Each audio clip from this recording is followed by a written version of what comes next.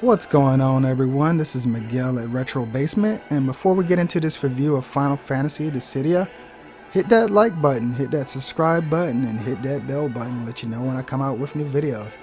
So let's get into the nitty gritty of this Final Fantasy Dissidia review. Final Fantasy Dissidia, it's been a while since we've seen one in the States, but it takes place before the Final Fantasy arcades that's based on this Dissidia series. So, let's jump right in.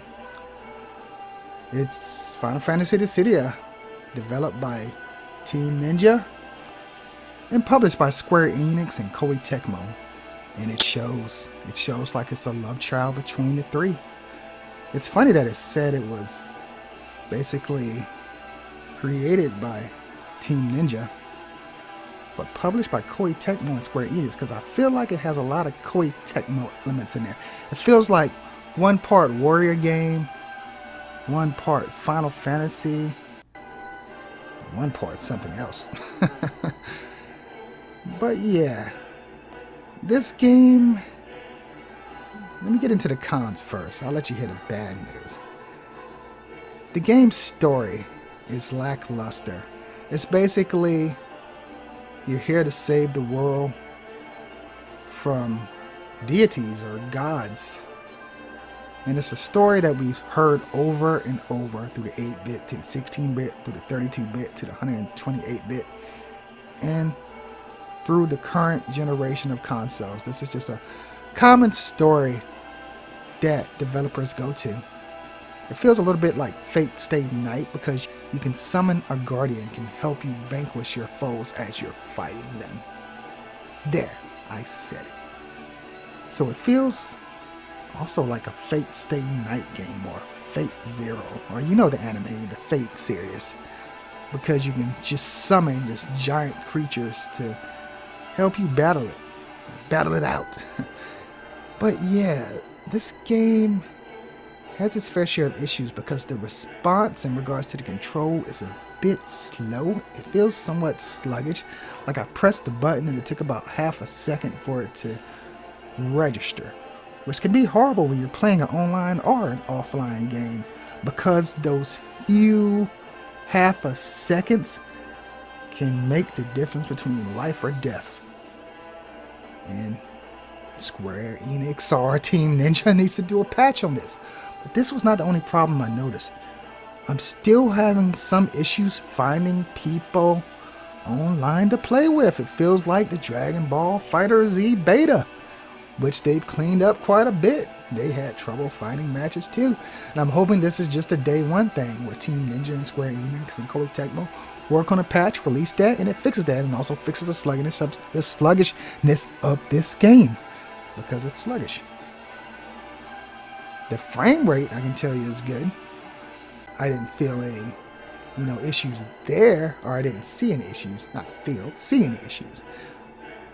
The game's gorgeous, by the way. But you can't just rate a game on the aesthetics and how it looks. Because if I had to, if I was rating every gorgeous game that I've seen, and none of them would get a negative score, no matter how horrible they are, because they have some pretty games that are designed aesthetically very well, but controls like hot garbage. Let's just say that. But this game is not one of those games I'm here to report. It has its issues, but it's not a horrible game.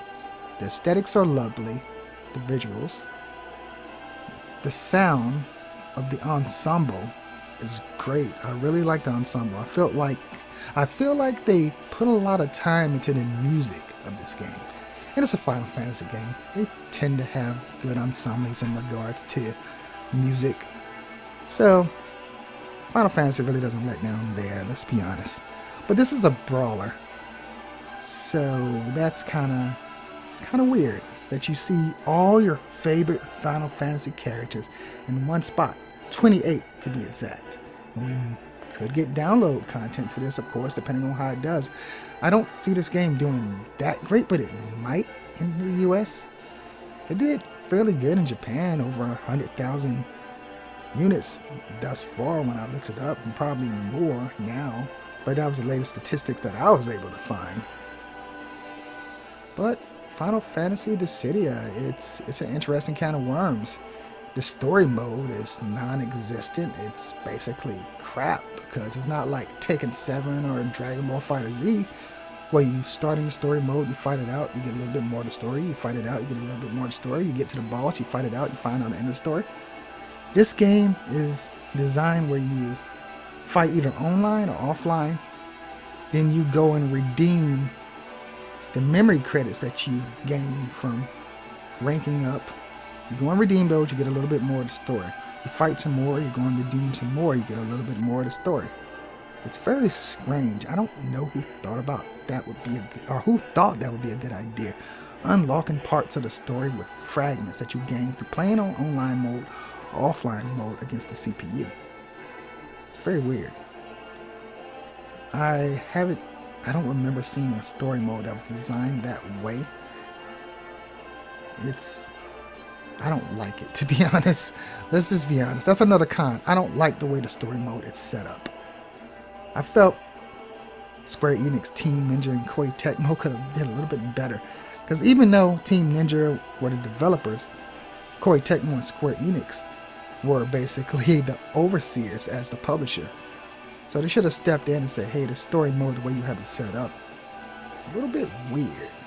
We want something a little bit more Tekken-ish or Dragon Ball Fighter Z-ish or Virtual Fighter even.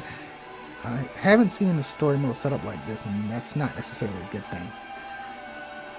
So, the cons, the controls are sluggish.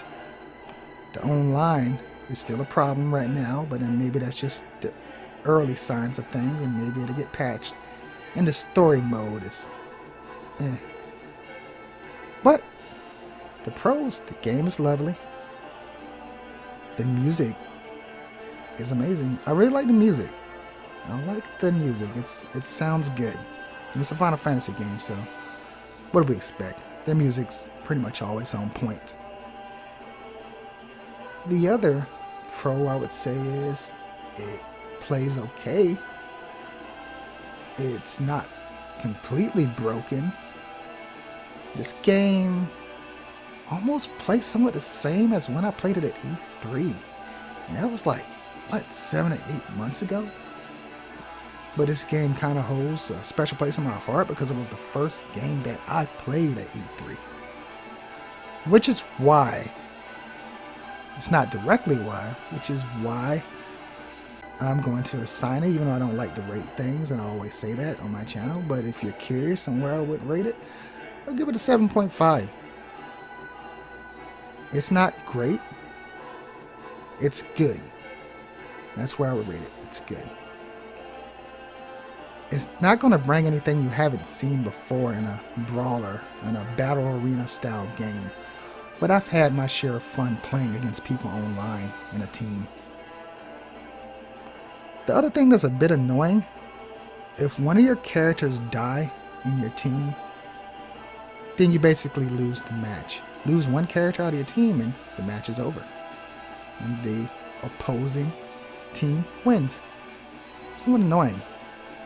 I wish people could stay battling to the last character. That's annoying. They need to patch that too. Square Enix, if you listen to any of my videos, or Team Ninja, which I doubt it, because I don't have that many followers.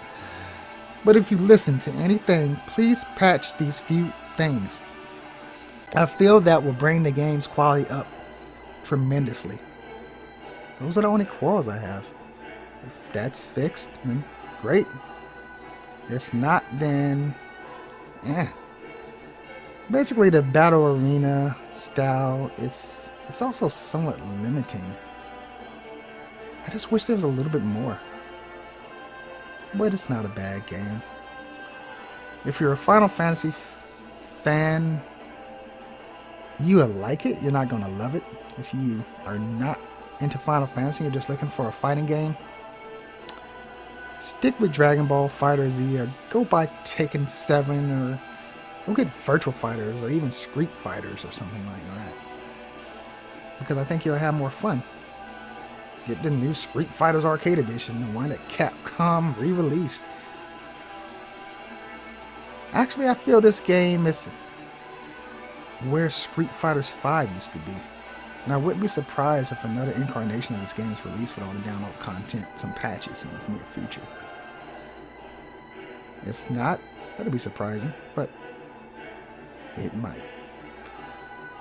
Nonetheless, let me know if you got this game early like I did. I got it from Best Buy. I got the Steelbox Edition. Please check out my unboxing, because it's a very awesome unboxing, I feel, for, you know, what I paid.